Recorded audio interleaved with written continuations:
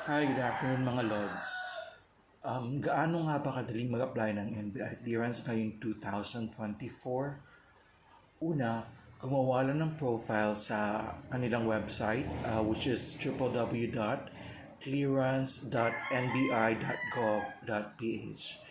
Then after ng click on apply for clearance and pumili ng schedule at bayaran ng inyong clearance online. So, unang mong gawin pala is gumawa ng profile.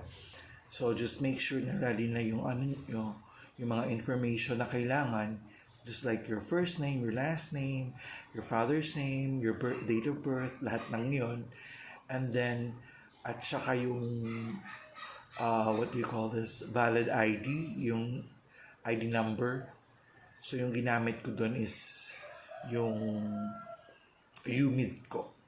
So, after nun, pumili ako ng after ko makagawa ng clearance, click ako ng apply, clearance, then pumili ako ng schedule at kung saan ako mas malapit na NBI office. So, in my case, dahil nasa Bacolod ako, I choose Bacolod, then yun.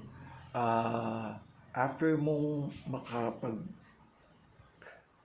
makapili ng schedule, babayaran mo na yung clearance mo.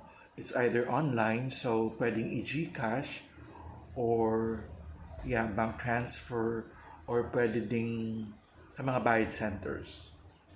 So, pumili ako ng date.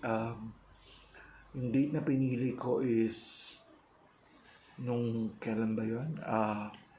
That would be May 29. So, pumunta ako doon kasi afternoon yung pinili kong date.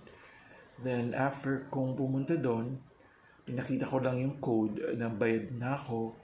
Then, after noon, nagka-picture at nag-biometrics. Tapos, pag wala kang hits, makukuha mo naman agad ang clearance mo. So, ganun lang kadali. Sana makatulong ito and until next time, okay? So please like and subscribe and my video and maraming salamat po. Okay? So ganun lang po kadali ang kumuha ng NBI clearance this 2024. So, ayun. Peace out.